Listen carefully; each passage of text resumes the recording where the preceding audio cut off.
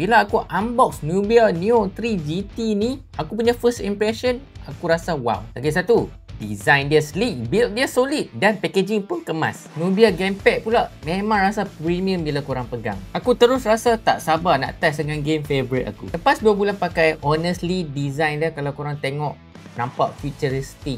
So kalau korang pakai dekat luar kan, memang dari jauh pun orang boleh nampak yang korang sebenarnya tengah pakai Nubia Neo GT3.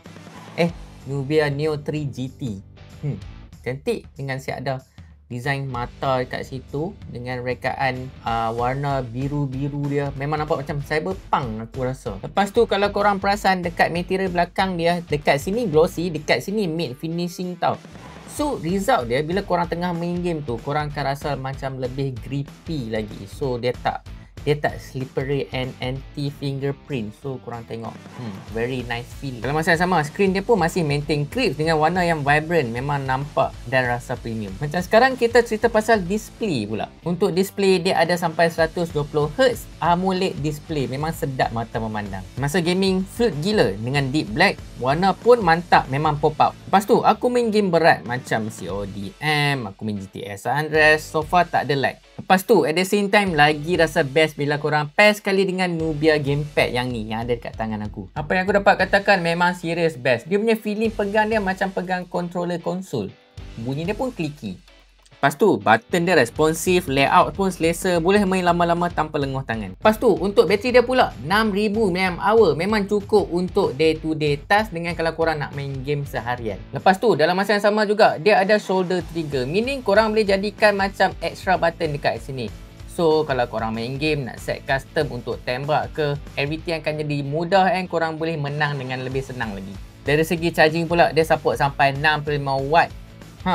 Meaning kalau korang memang suddenly battery low and korang nak pergi ke next checkpoint dengan cepat, dia boleh charge on the go dengan sangat cepat sebab 65W laju. Dia punya performance jangan cakap, 12GB RAM, multitasking pun smooth, buka apps pun laju, switch apps pun tak sangkut. Bagi aku memang dia direka untuk heavy user, especially gamers yang nak macam satu keselesaan bila korang main game. Even button dia pun rasa terasa clicky dan tangan korang pun tak panas sebab handphone like physically dia attached dengan gamepad ni. So korang tak sentuh screen pun, korang hanya sentuh butang ni.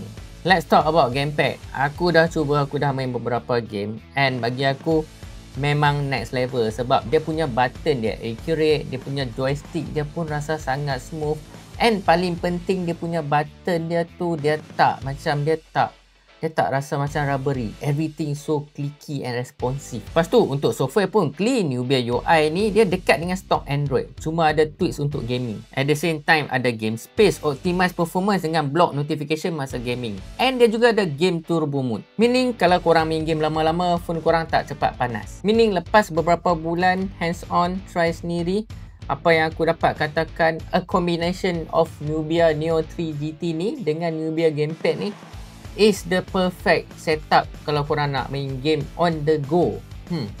So at the same time juga dia tak berat sangat, ringan dalam bentuk yang sangatlah compact. So aku boleh totally recommend untuk korang. So let's say kalau korang tengah cari juga handphone yang performance dia padu, tak berat sangat, ada gamepad yang sangat selesa, and kalau korang kaki game juga dengan design yang sangat unik, untuk Nubia Neo 3 GT ni dengan Nubia gamepad is one of the perfect setup yang korang kena ada. So what do you think?